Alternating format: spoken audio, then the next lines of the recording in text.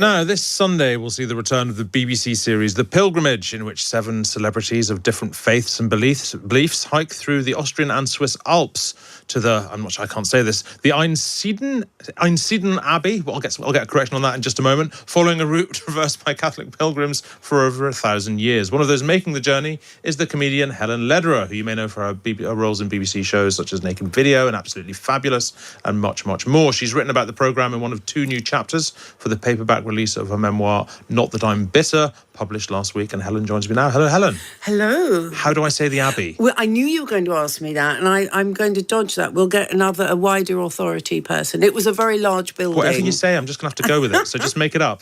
It was Einsted.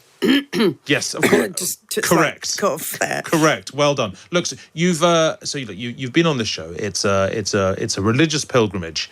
Are you religious? Well, I was invited. The people largely are invited to go on the show because they have a religious background of some note in order to be close to the discussion of faith, because one is taking the route that pilgrims have taken. So, largely speaking, people have a belief system that they've either jettisoned, inherited, or have a view on.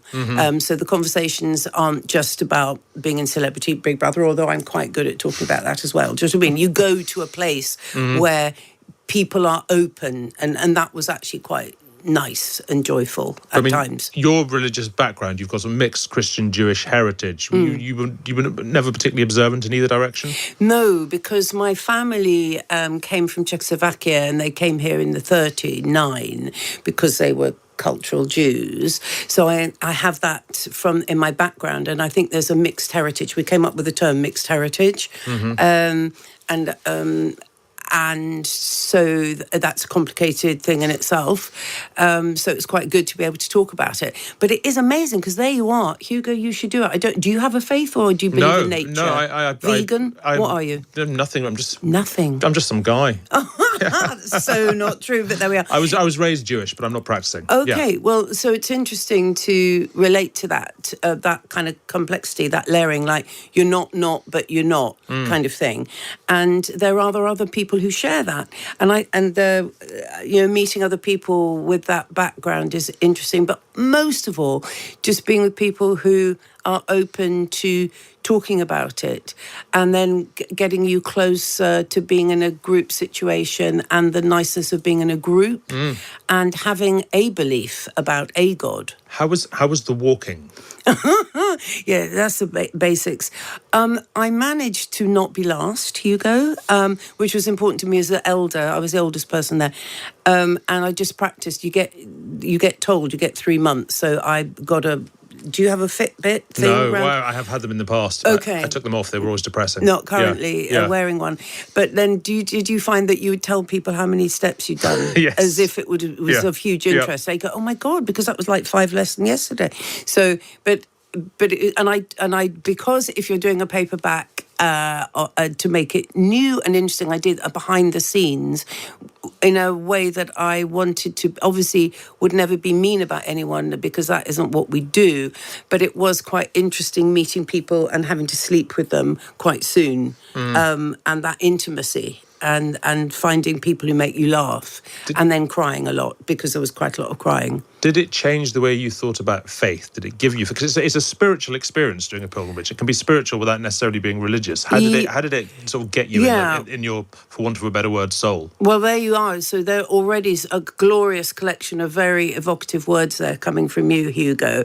Soul. This is a largely semantic thing. And you have to kind of shed all that and go at the end of the name of the place we couldn't either of us pronounce. I remember being arm in arm with Jay McGuinness, who is like my new friend from Wanted, and linking arms with him and just sitting there with amazing music, a bit of incense, and it was the end of our journey, and just being at one in a building where people are joined together, and that is actually important, but obviously one has avoided. I mean, we were with a Christian, a proper Christian who knows all the Bible, and that was a real privilege because I don't know the stories, do you? I do. I mean, You do.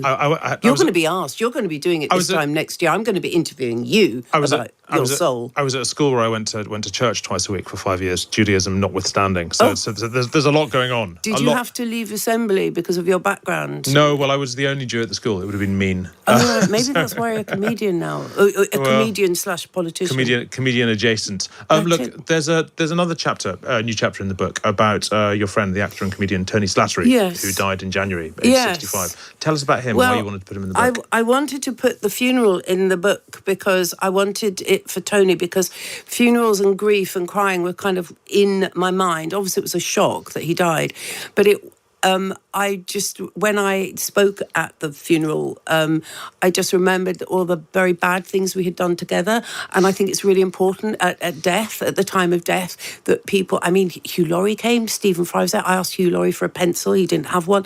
It was quite bizarre in itself. The whole thing was people turned up because they understood. Did you work with Tony? I never met Tony. Right, no. You're young, you're next two generations down, aren't you? But just the thing about going to the wake and on an empty stomach and getting a bottle of wine under your arm, and Hugh actually removing it because he thought maybe it wasn't a good look, but actually I wanted to look like that. And I just wanted to channel the bad times that we had, because people do have bad times, and that is something to glory, isn't it, at a funeral? It can't all just be poems. Or it can be, but just anecdotes. Do you know what I mean? Absolutely. I mean, you and I met, I think, at Jeremy Hardy's memorial. Which was intensely moving, despite being incredibly long. And so the longer it was, the more moving it became. I didn't stay to the end, but that's me, because that's my attention deficit. Sort of like a pilgrimage, I guess. It was Look, a pilgrimage. Helen, before I let you go, I gather you're also appearing in a West End production of Fawlty Towers. Fawlty Towers. Did you watch it? Of course. Who are you playing? Is it Manuel?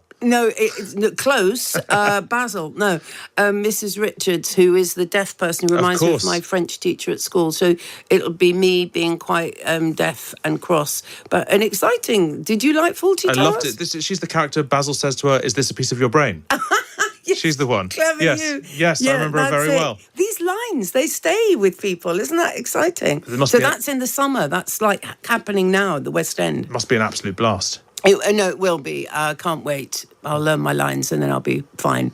No, Helen, thanks so much for being with me. That's Helen Lederer, the comedian. The Pilgrimage will be on BBC Two at 9 p.m. this Sunday, and the paperback of Helen's memoir, Not That I'm Bitter, is out now. Helen, thanks very much indeed for being with us.